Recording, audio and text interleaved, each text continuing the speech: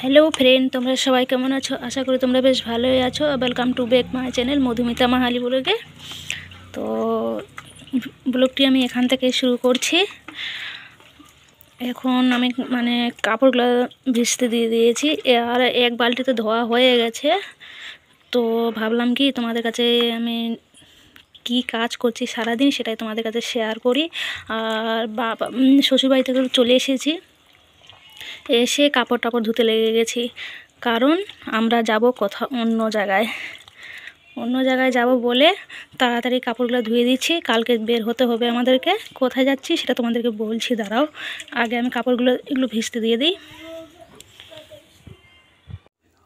তো তোমাদেরকে আমি বলেই দিচ্ছি আমরা কোথায় যাব। আমরা যাব ভাড়া বাড়িতে থাকবো আমরা। কারণ আমার বর আমি তো আমার শ্বশুরবাড়িতে থাকবো না, আমার বরও থাকবে না। অনেক বছর হয়ে গেছে আমার বর ছেড়ে দিয়েছে ওখানে থাকতে, যাওয়া আসা করে কিন্তু থাকে না ওখানে। আমার মায়ের বাইরে থেকে আসলেই, কাজ করে আসলে ও আমার মায়ের বাড়িতেই আসে বলে আমরা ওখানে থাকছি না, এখানেই থাকবো। এখানে কোনো কাজ খুঁজবে, কাজ খুঁজে এখানে থাকবো আমরা সবাই। তো আমরা সবাই এখানে থাকবো। তো মায়ের বাড়িতে থাকবো না, মায়ের বাড়িতে থাকলে লোক অনেকজন কিছু বলছে। অনেক দিন ধরে মায়ের বাড়িতেই ছিলাম, তো বাইরের লোক অনেক কিছু বলবে যে শ্বশুরবাড়ি শ্বশুরবাড়ি ছাড়ে মায়ের বাড়ি থাকছে বলে আমরা ভাবছি যে আমরা ভাড়া রুমেই থাকবো। মায়ের বাড়ি এখানেই, আমাদের ডিস্ট্রিক্টে থাকবো। আর শ্বশুরবাড়ি থাকছি না এই কারণে, আমার শ্বশুর আমাকে পছন্দ করে না। আমরা তো ভালোবাসে বিয়ে করেছি, আমাদের বিয়েতে আমার শ্বশুর শাশুড়ি রাজি ছিল না, কোনো রকম করে রাজি করানো হয়েছে। তো আমার শ্বশুর আমাকে ভালো করে মানে না। তো আমার বড়ো সেইগুলো পছন্দ করছে না, অনেক গালাগালি দেয়, মুখ খারাপ করে বকা দেয় বলে আমার শ্বশুরবাড়িতে আমি থাকি না। আমার বড়ো ওগুলো ভালো লাগে না বলে বর আমাকে মায়ের বাড়িতে রেখেছে। তো এই জন্য আমরা ভাবছি কি যে ছেলে মেয়েকে পড়াশোনা করাতে লাগবে, ভালো করে। কলকাতা যেতে চেয়েছিলাম, তো দিদি মানা করলো যে বাইরে যেতে লাগবে না, এখানে কোনো কাজ খুঁজে দিব জামাইয়ের জন্য, যেন এখানে থাকে। আর বাচ্চা দুটোর জন্য পড়াশোনা ভালো করে হয় বলে আমরা ডিসাইড করে নিয়েছি যে আমরা গঙ্গারামপুরে থাকবো। তো গঙ্গারামপুরে আমার মেয়ে ছেলেকে ভর্তি করানো হয়ে গেছে। এখন আমি কালকে যাব, সেজন্য জিনিসপত্র নিয়ে যাব। সেজন্য আমি কাপড়গুলো কেচে দিচ্ছি। কাপড় টাপড় দিয়ে ওখানে গিয়ে কাপড় ধুতে ইচ্ছা করবে না, তো বলে এখানে ধুয়ে নিচ্ছি কাপড়গুলো। ধুয়ে অনেকগুলো এর আগে আমি এক বালতি কাপড় কেচেছি, এখনও কিছুটা কাপড় ছিল বলে ভাবলাম কি তোমাদের কাছে আমি শেয়ারই করে দিই। এই কাপড় টাপড় ধুয়ে স্নান টান করে পুজো টুজো করে তারপর আমি একটু রান্না বসাবো। মা বাবা নেই, মা বাবা গেছে বাইরে একটু কাজে বলে রান্নাটা এখনও করিনি, না খেয়ে আছি এখনও। তো তাড়াতাড়ি কাজ টাজ করে রান্নাবাটি করে সন্ধ্যার দিকে একটু আমরা মেলায় যাব ঘুরতে। তোমাদেরকে বলেই দিই, এখানে আমাদের 25শে ডিসেম্বর থেকে শুরু হয় এরকম একটা মিলন মেলা। সেই মিলন মেলায় আমরা দেখতে যাব। তো বাবা মা যেতে চাইছে না, তো আমরাই যাব। মিলন মেলা দেখে টেকে পরের দিন আমরা ভাড়া রুমে যাব, ভাড়া রুমেই থাকবো। কোনো রকম করে কষ্ট করে থাকতেই হবে। আমার শ্বশুর শাশুড়ি তো প্রথমে মানা করেছিল, তারপর বাচ্চা নিয়ে বললাম যে বাচ্চাটা আমার মেয়ে শ্বশুরবাড়ি থাকলে আমার কথা শুনে না, পড়াশোনার দিকে ধ্যান দেয় না বলে আমার শ্বশুর শাশুড়িকে বললাম যে বাচ্চা দুটোকে পড়াশোনা করাতে লাগবে। তো আমার শ্বশুর শাশুড়ি কোনো আপত্তি নেই, সেই জন্য আমার শ্বশুর শাশুড়ি কিছু বললো না। তো আমরা এখন গঙ্গারামপুরে থাকবো। ওখানেই ওখান দেখি কতদিন থাকতে পারি, কতদিন কি বাচ্চাদেরকে যখন ভর্তি করেছি তো পড়াশোনা ওখান থেকেই করব।